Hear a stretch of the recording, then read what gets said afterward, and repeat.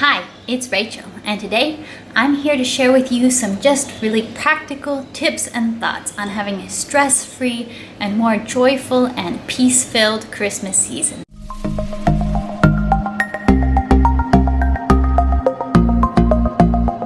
Christmas is, as they always say, the most wonderful time of the year, but it does tend to be a very stressful season for many parents around the world who are just excited and looking forward to the season, but also feeling like their peace is being stolen in one way or in another, and they're feeling stressed out and haggard and just kind of you ending the Christmas season feeling like it just didn't go how I wanted it to go, and there wasn't the peace and joy that should have truly been there as you went through this season.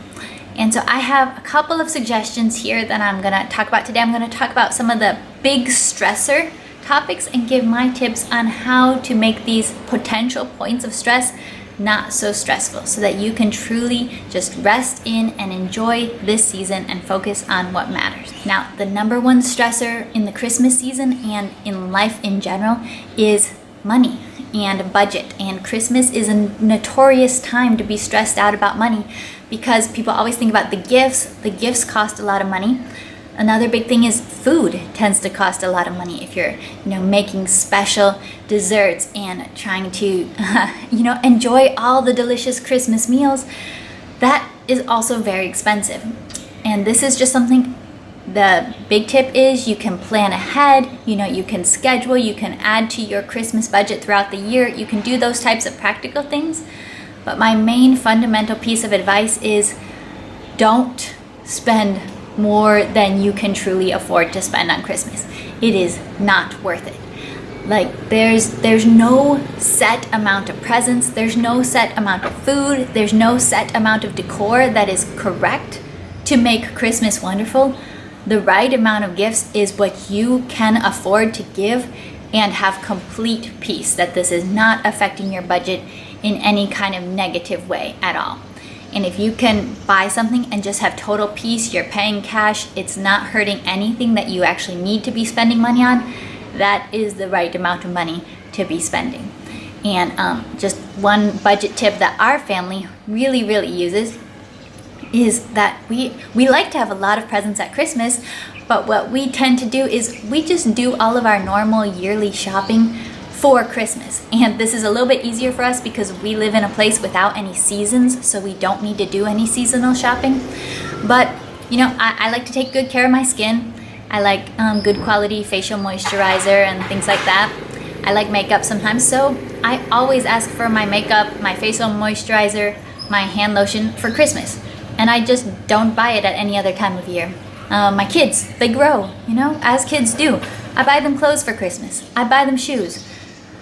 Or I probably ought to buy them shoes. I don't know, my baby is hardly ever wears shoes yet.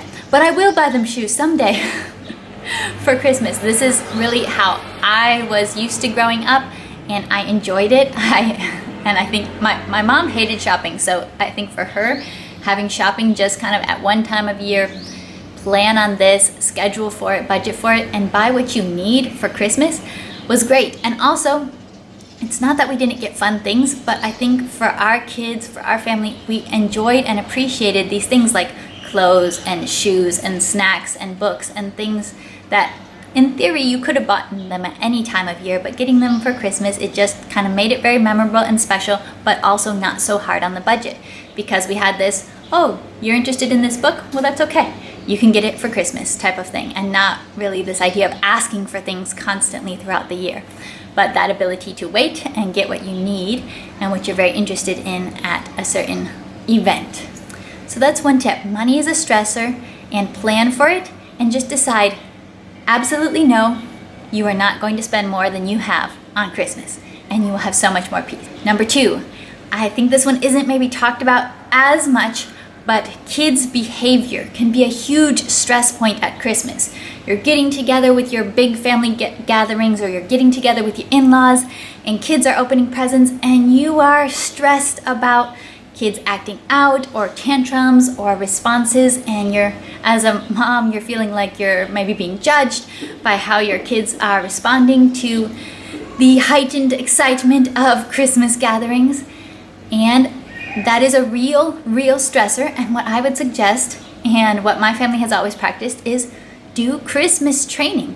Christmas can be a kind of tough situation for kids. There's not many days of the year when you are expected to sit around in a big group of people and open presents and meet family members that you haven't seen in a long period of time. So talk about some situations that your kids will run into at Christmas. Just have natural conversations in the weeks leading before Christmas. Have some time to sit around, talk about it as a family, enact situations that might happen, and talk about how you can respond. 2 situations that our family specifically did training for was, what do you do if you get a present that you really don't like? Because you, as a mom, don't really want to be faced with your child is opening a present from Great Aunt Rhonda, and they open it and it's just, you see their face and you can tell as a mom, this is not something they wanted at all. You know, it's a little boy and they got a pink unicorn fluffy sweater or something like that. So give your kids situations and talk about how can you respond and what is the gracious and respectful way to respond. So our family would literally, when we were young kids, go around and enact, okay, imagine something that you really don't want to get. Enact opening it, and then what is your gracious response? And give your child just a go-to response. Tell them, okay, what you say is, thank you, and then you go and hug the person who gave it to you. And why? Not because you love the gift, but because you love that person and you respect the thought and the care that they put into the gift. So we literally did that training ahead of time so that kids could be prepared. The second kind of situation that we specifically prepared for was, what if a sibling or a cousin opens up a gift that you really wanted?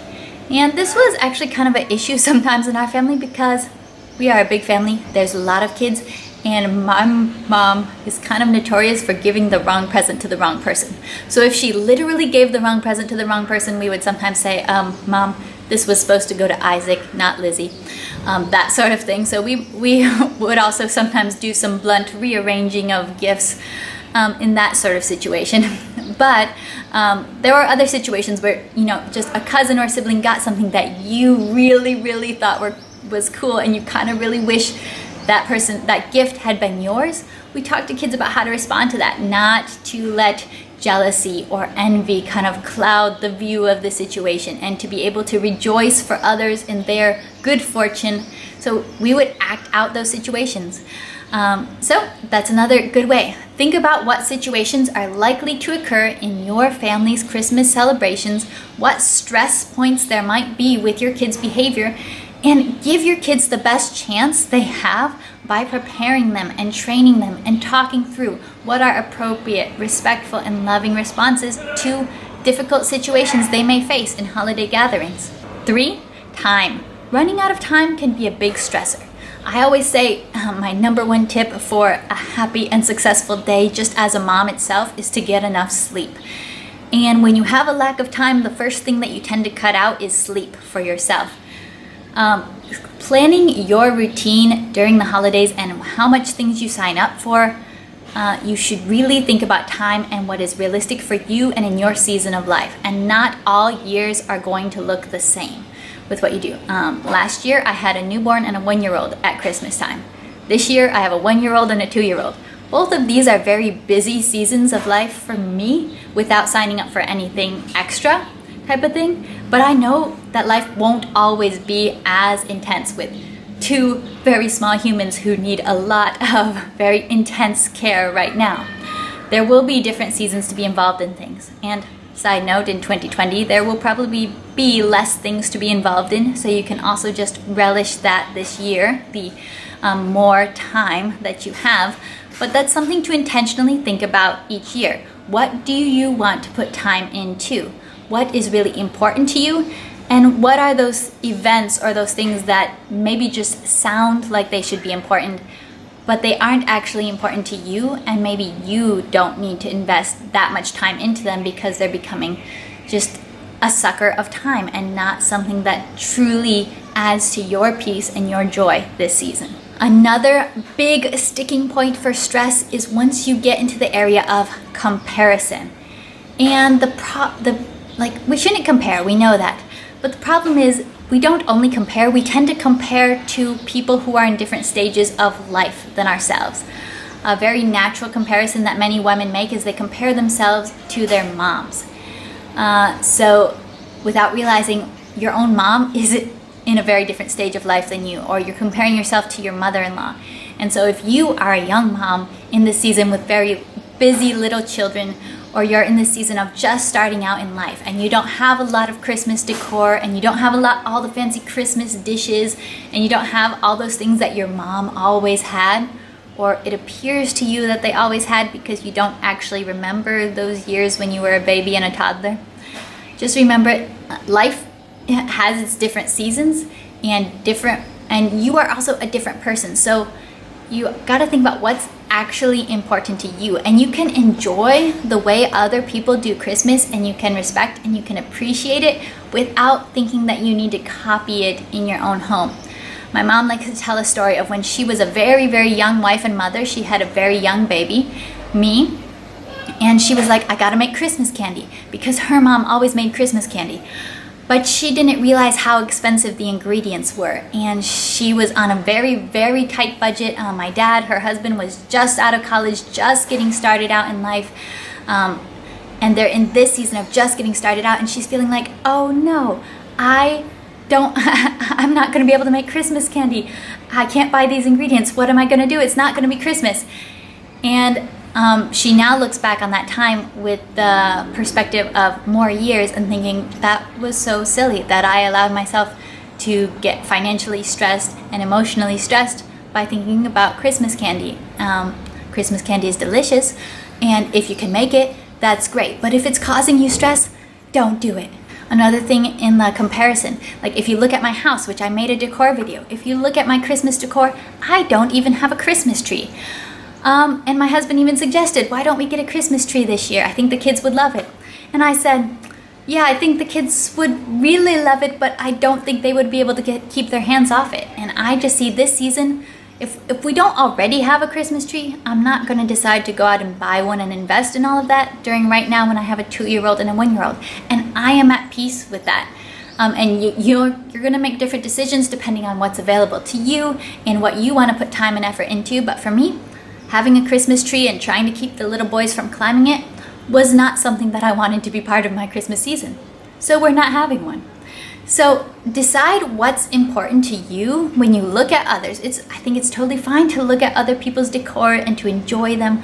I enjoy like just the scene of a cozy Christmas house. Makes me very happy, brings me a lot of joy, but I don't have to have it for myself. And also traditions. Traditions can be a big point of stress, trying to make sure that you can have the same traditions every year, because traditions take time, they take money, they take a lot out of mom often. And so this is where I'm like, I know I'm a bit of a radical here. I'm not super big on traditions because I've had maybe an odd life. I've lived in more than 10 homes for sure. I have lived in multiple countries, multiple states within the USA. I'm currently an expat from America. And traditions can bring joy, but when it gets to the point that they're bringing stress, you gotta see, maybe this tradition is not for now. There's the traditional foods, like I love green bean casserole. Maybe I shouldn't love green bean casserole, but I do. But I'm not having that for Christmas this year. I have not had that for Christmas in 6 years because I've been overseas and you can't get the correct ingredients for green bean casserole here. I'm not going to try to fake it with trying to, make it happen. I'm just going to be like, okay, that's a nice part of Christmas in America for me. That's something I enjoy. But I'm not going to stress out about bringing Christmas in America to where I am here. I'm going to instead try to enjoy what I can have here and what's reasonable and normal for my Christmas meal here without thinking about what it could be if I was somewhere else. So wherever you're at in life, with location, with season of life, with how many kids you have, wherever you are, just use the traditions that work for right here. And I think that is really the key to contentment, is to have traditions but not to let them run you, and to be willing to do, okay, this year we're not going to have these traditions because that's just not going to be our priority right now. And another year those traditions may come back in. I say use traditions for the joy that they bring, and some will be non-negotiables, cuddling up together and reading through the Christmas story in the Bible, the birth of Jesus in the Bible. That's going to be a non-negotiable for me. I can take that tradition wherever I go. But going out to see Christmas lights, that's not something I can do. I can't drive around and look at Christmas lights when there aren't any Christmas lights in any neighborhoods. So there will be some that you can always keep, and there's some that will just be for a season, and don't let that stress you out. I do think, Mom, you need to have one non-negotiable for this season that you should really prioritize. And you should think about, you should choose to be joyful. You should choose, I am going to have joy. I'm going to open my eyes. I'm going to see the joyful things around me, and I'm going to rejoice in my current situation. I'm going to, sometimes rejoicing is more like, I'm going to take it. I'm going to take joy for myself, because you and your attitude sets the tone for your whole family. And you can work as hard as you possibly can on a really elaborate Christmas dinner, and you can spend a lot of money on Christmas presents. But if Mom is frazzled and sleepless and unhappy, kids know, husband knows, the whole family, the extended family, they know. And it is no fun for the rest of the family to be around and celebrating with a mom who is not peaceful and joyful.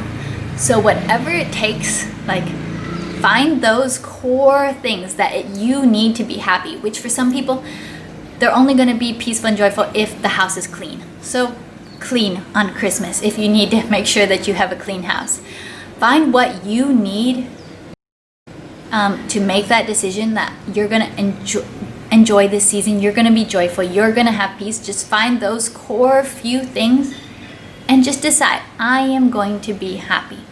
Because if you focus on all the extras and then you end up all stressed out, you're not going to achieve the results that you want, which is a joyful, peaceful, just season of love with your family, celebrating Christ's birth, celebrating and remembering the beautiful occasion that led us to this holiday with many, many years of history and traditions behind it. So I hope that you enjoyed this video. I hope that it found it helpful, and that you got some inspiration on how you can enjoy this season with your family without feeling on edge or stressed or tension about it. You can prepare, and you can decide that you are going to enjoy this beautiful Christmas. Merry Christmas.